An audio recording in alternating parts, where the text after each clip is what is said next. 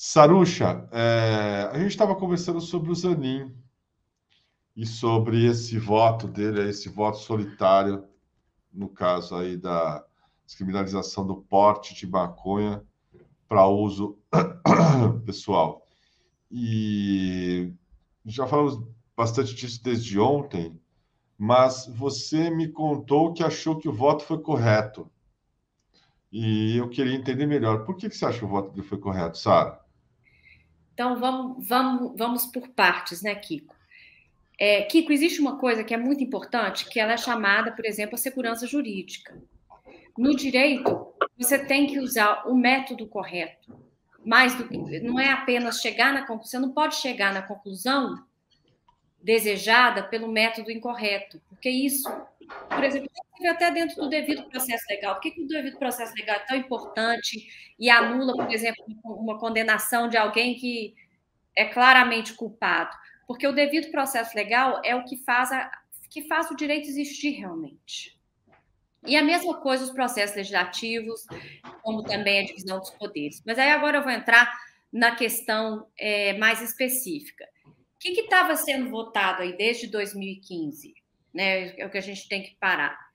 O que eles estavam votando era a constitucionalidade ou a inconstitucionalidade da lei de drogas, do artigo 28 da lei de drogas. Tá? Deixa eu falar aqui a lei, exatamente o número da lei, para todo mundo ver. Lei 11.343. Então, o que o STF pode fazer, o que é prerrogativa o STF, ele é o guardião da Constituição. O que significa? Ele, nesse caso, ele vai julgar a constitucionalidade ou a inconstitucionalidade de determinadas normas. Por exemplo, se o Congresso Nacional passar a pena de morte, o Supremo Federal pode falar assim, olha, eu vou ver se essa norma, é o controle abstrato de normas, que chama, se essa norma por si só é compatível com os fundamentos dos princípios da Constituição.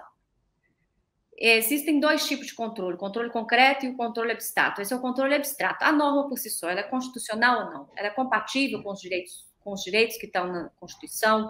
Ela é compatível com os princípios constitucionais? E o Gilmar Mendes, naquela época, falou que é inconstitucional tratar posse de droga para uso pessoal, no genérico, tá? Como algo constitucional. Kiko, droga, no sentido dessa lei, como que essa lei define o que é droga? Consideram-se como drogas as substâncias ou os produtos capazes de causar dependência, assim especificados em lei, relacionados em listas atualizadas periodicamente. Ou seja, eu posso entender droga aqui, eu posso entender uma codaína como droga, eu posso entender as drogas que são dadas com receita. Então, a lei é muito ampla, ela está falando o seguinte, que se você que o uso pessoal dessas drogas é criminalizado, mas criminalizado sem pena de cadeia, tá? Só advertência, ou a pessoa tem que fazer uma reabilitação e tal. Eu acho que eu acho que é plausível falar que essa lei é constitucional. Por quê, Kiko? Porque ela fala o seguinte: quem adquirir, guardar, tiver em depósito, transportar ou trouxer consigo para consumo pessoal drogas sem autorização ou em desacordo com a determinação legal ou regulamentar, será submetido às seguintes penas: advertências sobre os efeitos das drogas, prestação de serviços, medidas educativas. Eu acho que, para mim, na minha visão, essa lei é constitucional. Por quê? Porque ela dá exceções à questão da droga. Se tiver autorização, uso pessoal, não é crime. Se tiver uma determinação, tem que estar em desacordo com uma determinação legal. Ou seja, eu posso fazer uma outra lei falando que 0,1% da cocaína é uso pessoal e autorizado. É uma posição que é plausível. No direito existem zonas de ambivalência. Eu acho que aqui nós estamos transitando uma zona de ambivalência. Eu acho que você pode falar, olha o seguinte, essa lei está falando em geral que o consumo pessoal tem pena. Mas aí você também pode contra-argumentar. A pena é uma advertência sobre o efeito da droga, uma prestação de serviço, e ela tem certas exceções. Eu acho que aqui nós estamos transitando numa zona de ambivalência, de uma má legislação. Não necessariamente inconstitucional, mas uma má legislação. O que eu acho? Eu acho que cabe muito mais ao Congresso fazer uma lei e falar o seguinte: porte pessoal. Porque se vai liberar o porte geral, que quando você falar que essa lei é inconstitucional, você vai liberar o porte pessoal de drogas geral. Ou seja, eu vou ali na farmácia, eu vou adquirir drogas legais na farmácia e vou usar. Eu vou todo dia adquirir, vamos supor assim, um pacote de codeína. É a crise de opioides nos Estados Unidos. Então, eu acho que isso, você falar que isso é inconstitucional, você pode ter o efeito colateral de dar uma grande oportunidade, por exemplo, para as indústrias farmacêuticas, de jorrar para o uso pessoal. Por exemplo, é um risco. Né? Não estou falando que vai acontecer. Como a lei define droga, é qualquer coisa que pode te fazer adito. Então, nós temos aqui uma legislação mal feita, que eu acho que era muito mais um trabalho do Congresso em revogar e fazer uma nova legislação onde esteja preto no branco a definição do que é uso pessoal, o que é tráfico e quanto do uso pessoal. Porque eu não acho que seja do interesse público liberar qualquer uso pessoal. 0,5 de cocaína é uso pessoal. 0,5 de heroína eu não sei. Eu acho que é 0,1 de heroína que é uso pessoal. Então, nós estamos falando aqui de uma lei mal feita, com poucas diferenciações, e eu acho que é muito mais competência do Legislativo do que do Supremo, nesse caso, em regular. Eu não sei se usar o controle constitucional para derrubar essa lei total como inconstitucional faz um grande favor. Nem sei se é o método mais correto. Eu acho que a preocupação do Zanin maior não é nem tanto a questão liberar ou não drogas, entendeu? Por exemplo, eu acho que tem que ter o uso pessoal, tem que ser descriminalizado, mas com que método?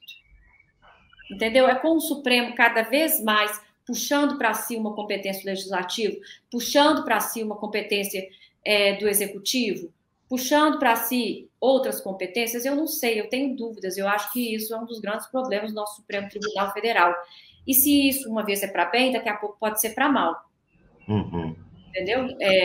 Então, acho que existe uma metodologia que deve ser respeitada. Eu acho um pouco um salto falar que essa lei é inconstitucional, assim, como todo.